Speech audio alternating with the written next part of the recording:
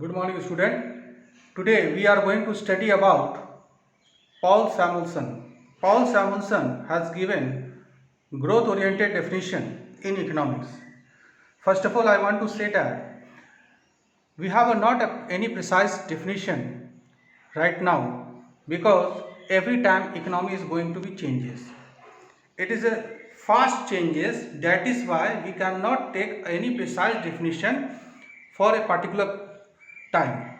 So every time the definition has going to be changed. The Paul Samuelson has given growth oriented definition. So let's see what are the features of Paul Samuelson definition.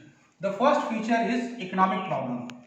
My dear student, what is the economic problem? First you have to understand the means and wants. Means and wants. There are two different things. Means are very scarce. Scarce, that is called, you can say that, very limited. But wants are unlimited. So here the main feature given by Paul Samuelson, that problem of choice. What is the problem of choice? Because means are limited and wants are unlimited. So in economics we have to take the choice. So we can say that the problem of choice. Second, long-term perspective. What is the long-term perspective, my dear student?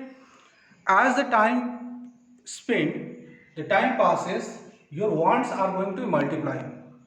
Why? Because wants is dynamic. Want is dynamic and wants multiplied by time.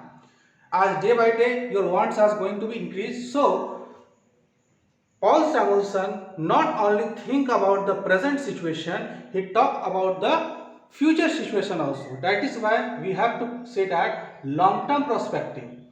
The third point is that universal problem. My dear student, what is the universal problem? Universal problem means every situation in every country, this problem is same. What is the problem? Resource allocation. What is the resource?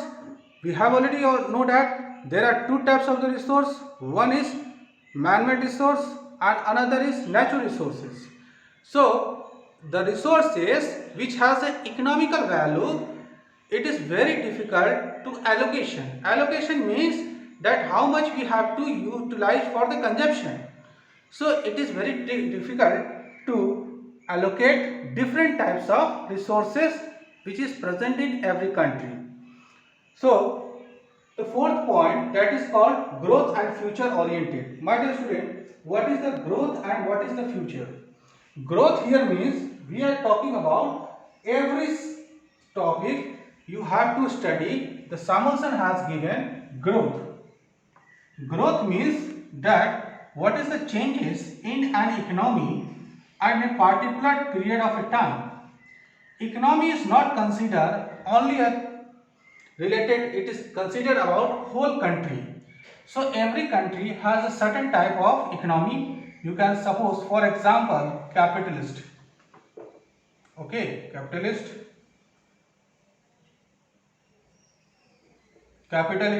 economy. You have two capitalist economy, mixed economy, socialist economy, whatever the economics. So they have a growth. So what is the growth here means? Growth is considered nowadays in the form of GDP. Growth is considered nowadays in present situation GDP, that is called gross domestic production, GNP, that is called gross national product. My dear student, whatever we are using nowadays, so that is related with the growth. What is the future oriented? Future oriented means that is related with the consumption. Consumption means the wants are going to be multiplied time.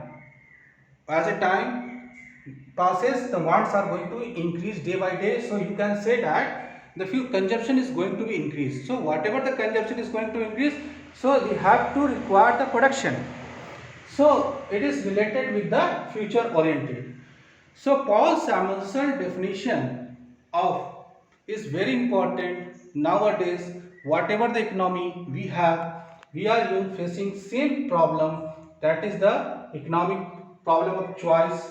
We are talking about the growth, we are talking about the long term perspective, These 4 points are very important.